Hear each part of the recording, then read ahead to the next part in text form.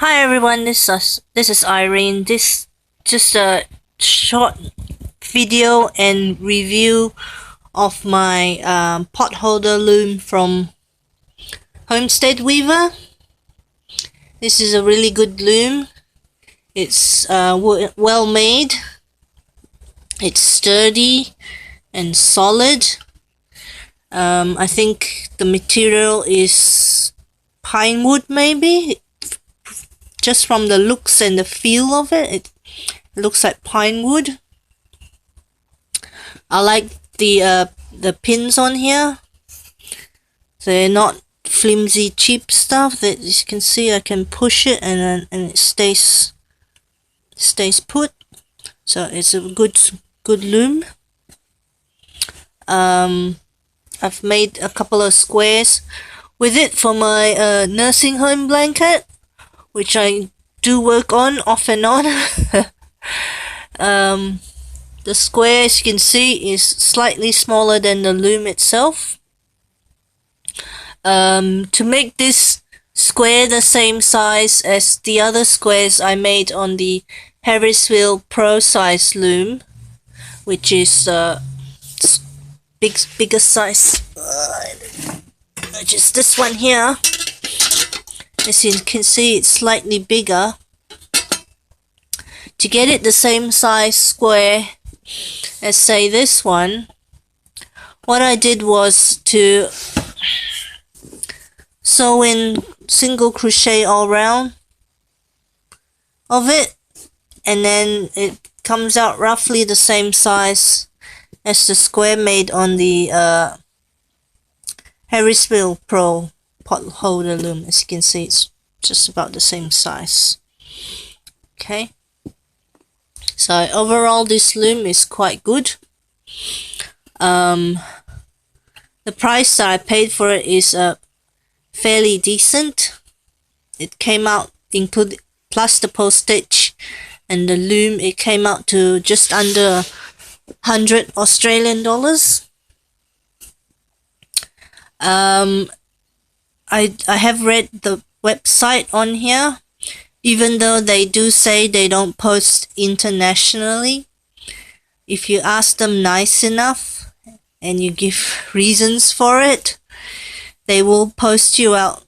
Like, you can buy the loom off them if you don't live in the US or Canada, you know, those parts, that side of the world, I think.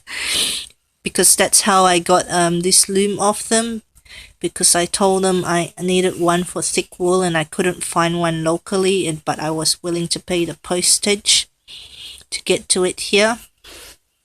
And it ended up coming to just under 100 Australian dollars, as I said, and I got the loom. So yeah, pretty happy with it.